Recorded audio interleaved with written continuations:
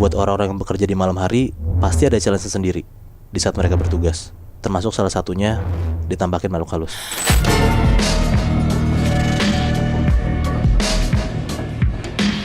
Dengarkan versi lengkapnya hanya di aplikasi Noise. Cerita ini kejadiannya di tahun 2004. Gue dapet cerita ini dari teman gue dan ini ceritanya tuh di SMP-nya dia. Di saat itu 2004. Ada seorang satpam yang kerja di SMP itu di daerah Jakarta Selatan. Gue nggak bisa sebut SMP-nya di mana. Oke. Posnya dia itu di bagian depan sekolah, ya udah pastilah ya. Dan nama satpamnya ini Rinto. Dia tuh umurnya 26-27an lah. Emang satpam baru yang masih muda juga. Dan selain Rinto sebagai satpam sekolah, ada juga satu orang lagi nih. Umurnya hampir 30-an. Namanya Dadang. Nah, Dadang ini adalah salah satu penjaga sekolah. Dia kayak cleaning service gitu loh. Kebayang gak sih lo kalau misalkan di sekolah lo tuh dulu kayak ada penjaga sekolah yang emang tinggal di situ. Iya.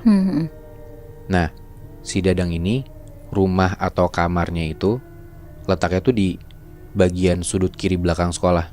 Jadi ini layout sekolahnya ya, biar gampang lo bisa bayangin.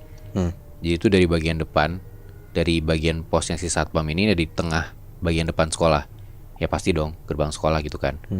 Lo masuk ke dalam sekolahnya, terus lo ke kanan, ke ujung, ke belakang, lewat sisi kanan sekolah. Itu tuh di belakang sekolah ada pohon bambu gitu Muy. Nah, sepanjang dari kanan ke kiri bagian belakang sekolah. Nah, terus dari sudut kanan belakang itu lu ke arah kiri, dan tempat letak si kamar Dadang itu di paling belakang sudut kiri sekolah. Berarti di belakangnya si pohon bambu itu? Betul, bisa dibilang gitu. Jadi kayak gampangnya ya di depan tuh pos satpam, terus di bagian belakang bagian kiri yaitu ada kamar si Dadang. Tapi ya buat menuju kamar Dadang lu harus muter lewat sisi kanan sekolah. Jadi gak bisa langsung gitu loh Muy. Nah, Dadang sama Rinto ini cukup dekat karena emang umurnya mereka gak beda jauh kan. Kayak cuman beda 3-4 tahunan lah.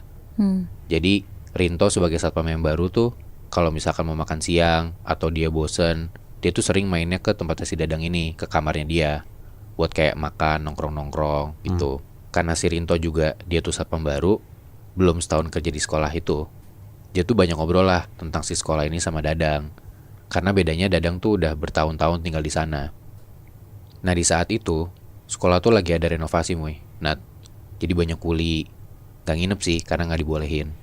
Jadi bedengnya tuh deket sekolah itu, di samping tapi di luar area sekolah. Lo tau bedeng gak sih? Tahu. Kayak tempat buat tinggal sementara kuli-kuli gitu loh. Karena ya anak-anak SMP kan gak nyaman kalau misalkan ada bedeng atau rumah kuli itu di dalam area sekolahnya. Nah di suatu malam Rinto tuh mau nginep di sekolah. Ya otomatis tidurnya sama Dadang dong, di kamarnya Dadang di bagian belakang sekolah itu. Singkat cerita, hari udah malam, dan setelah udah ngerokok-ngerokok depan sekolah, mereka masuklah ke dalam sekolah. Itu sekitar jam 10-an malam. Masuk ke area sekolah, sama tuh kayak yang gue bilang tadi. Dari pos bagian depan, mereka ke ujung kanan dulu, lurus, terus ke belakang, lewat sisi kanan, sampai ke ujung, baru tuh belok kiri, ngelewatin pohon-pohon bambu yang gue bilang tadi. Panjangnya sekitar 100 meteran lah. Sekolah juga gak gede dan gak kecil, kayak biasa aja. Mereka nyusurin tuh pohon-pohon bambu itu, yang mana di dekat bagian pohon-pohon bambu itu juga emang lagi direnov buat bikin ruangan baru. Jadi kayak banyak kayu-kayu, banyak semen, agak-agak berantakan lah di sisi kanan belakang itu. Terus tiba-tiba pas lagi nyusurin pohon-pohon bambu itu, si Rinto ngerasa kayak ada biji atau buah kecil tuh yang kena di pundaknya dia. Jadi kayak dari arah belakang kayak dilempar sama orang gitu loh.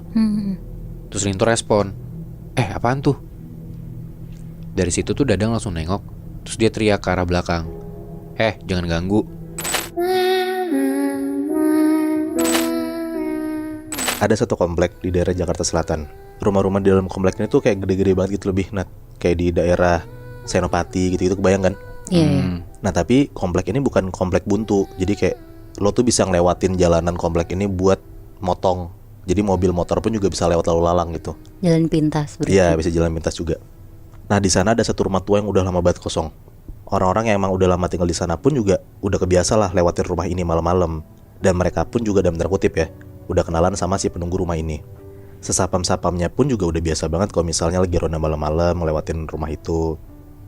Jadi kayak orang-orang lama yang tinggal di komplek itu udah biasa lah akan kehadiran si rumah tua yang udah lama kosong ini.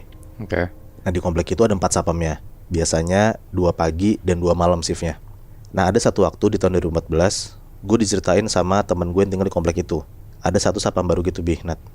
Sapam muda umurnya 24 tahun, namanya Agus kita sebut aja. Oke. Nah si Agus ini baru kerja jadi sapam di komplek itu pas di momen itu ya yang temen gue cerita tahun 2014 itu sekitar semingguan lah. 4 sapam lainnya ya senior-senior, bahkan ada 3 sapam yang emang udah jaga di sana sekitar 20 tahun. Karena si Agus ini masih baru, jadi selalu ditaruh di shift pagi sampai sore. Jadi jam 6 sore dia udah beres kerja. Nah di malam itu untuk pertama kalinya selama seminggu dia kerja di sana, dia harus masuk shift malam, ngegantiin sapam lainnya lagi sakit. Akhirnya di malam itu dia masuklah shift malam, jam 6 sore mulai sampai jam 6 pagi. Si Agus ini shift malam sama Pak Burhan namanya, umurnya sekitar 60 tahunan dan dia udah jadi sapam senior lah di sana. Sekitar jam 8 malam, mereka masih di pos ronda, masih ngobrol-ngobrol sambil ngerokok, biasa ngobrol-ngobrol basa-basi. Nah dikasih tau lah sama Pak Burhan ini kayak, ini komplek kan rada gede, jadi mereka tuh kalau misalnya mau patroli, mau ngeronda ya harus mencar, bagi 2. Jadi kalau misalnya dia mau ngiter sambil mukulin tiang listrik tuh buat ngasih tahu jam, ya harus hati-hati dan banyak doa lah, karena ini kompleknya gede dan kita harus ngiternya sendiri-sendiri. Maksudnya kan si Agus ini masih baru, ya pasti sebagai senior ya Pak Burhan ngasih tau lah kayak beberapa cerita-cerita serem, atau kayak dikasih kayak kalau misalnya lo takut amit-amit kejadian apa-apa, ya lo tenang aja, lo harus gini. Oke. Jadi cerita seremnya niatnya bukan buat nakutin tapi buat ya biar hati-hati gitu ya. Iya bener Bi, karena ini pun juga pertama kalinya Agus shift malam kan. Semua udah diceritain sama Pak Burhan sampai sekitar jam 12 malam. Dan mereka harus mencar lah buat ngasih tahu jam keluarga komplek itu buat mukulin tiang listrik. Tapi ada satu hal yang lupa dikasih tahu sama Pak Burhan ke Agus, yaitu soal satu rumah gede yang udah lama kosong ini. Sebenarnya ada satu hal yang harus dilakuin sama orang baru kalau misalnya mau ngelewatin rumah itu pas malam-malam di atas jam 3 pagi. Kayak kalau misalnya nih ada orang cowok gitu ya, naik motor atau naik mobil pun kadang kalau misalnya ngelewatin rumah itu jam 3 pagi, kadang tuh kayak suka diganggu gitu loh sama si penunggu rumah itu. Apalagi si Agus yang harus ngiter tuh naik sepeda sendirian pula kan. Udahlah jam 12 malam mereka berdua sepedaan tuh mencar. Biasanya sekitar 10 menitan abis ngiterin komplek itu, sapam-sapam itu ketemuan lagi di pos ronda depan yang tempat mereka ngumpul pertama. Terus masuk jam berikutnya mereka ngiter lagi. Pokoknya gitu terus sampai jam 5 pagi lah. Nah pas di jam 12 malam mereka mencar, Agus tuh rada deg-degan sejujurnya, karena emang pada dasarnya dia penakut dan parnoan. Jadi cerita kali ini dari security sebuah rumah sakit di daerah Jakarta Selatan. Kejadian ini sekitar tahun 2014. Kita sebut aja security ini namanya Anto, umurnya sekitar 37 tahun. Anto itu hitungannya adalah security baru di rumah sakit ini. Ya kira-kira dia udah kerja di situ sekitar setahunan. Jadi sistem jaga di security rumah sakit ini tuh ada yang jaga di depan, jaga per lantai, sama tempat-tempat lainnya lah. Karena di rolling terus, kebetulan pada saat itu Anto tuh lagi kedapetan shift jaga malam. Seharusnya dia jaga bareng sama temennya namanya Arif. Mereka akan jaga 2 lantai tuh pada saat itu. Letaknya di lantai 4 sama 5. Tapi di malam itu tuh Arif izin, jadi gak bisa jaga. Dan akhirnya mengharuskan si Anto nih jaga sendirian di 2 lantai itu. Jadi ya paling si Anto bakal bolak-balik ke setiap lantai 4 sama 5. Nah sekitar jam 10 malam, Anto mulailah jaga. Dia mulai dari ngelihat data pasien malam itu. Pokoknya sesuai mekanisme dari rumah sakit itulah. Kayak di ruang ICU tuh ada berapa orang, keluarga yang nunggu ada berapa, dan lain-lain. Setelah dapet semua datanya, dia langsung jaga ke lantai 4. Nah sekitar jam 11 malam, pas banget ada OB lewat di lantai 4 tempat dia jaga. Dan kebetulan si Anto ini tuh lagi ngantuk banget. Dia nitip lah kopi ke si OB ini. Minta tolong banget dibikinin kopi hitam panas. Terus gak kerasa nih udah sejam nunggu, kopinya si Anto tuh gak datang-datang. Si Anto mulai gelisah lah karena ngantuk banget kan dia. Dan itu udah jam 12 malam posisinya. Dia mau turun ke bawah juga gak enak karena gak ada Arif yang bisa gantiin dia jaga sebentar kan. Akhirnya Anto jalan-jalan lah di lorong. Niatnya biar ngilangin ngantuk juga. Tapi pas dia lagi jalan di lorong, tiba-tiba dari ujung lorong tuh ada perempuan cantik banget pakai baju perawat. Lagi jalan ke arah Anto sambil bawa gelas kopi. Jadi kayak papasan gitu ya? Iya benar Moy. Anto berhenti terus langsung ngeliatin perempuan ini. Tapi perempuan ini tuh jalan aja lurus ngelewatin Anto. Terus naruh kopinya di atas meja Anto. Terus bilang, kopinya mas. Anto tuh di situ benar-benar cuma bisa diem aja, kayak matung gitu loh. Saking dia tuh sebenarnya nggak tahu kalau ada perawat secantik itu. Dia lebih ketakjub gitu Moy Bi. Karena penasaran banget, Anto tuh sampai nungguin OB yang tadi lewat ke lantai 4. Ya karena logikanya kan pasti dititipin kan sama OB ini ke perawat cantik itu. Sampai akhirnya kira-kira jam 2 pagi, OB-nya tuh baru muncul bawa kopi.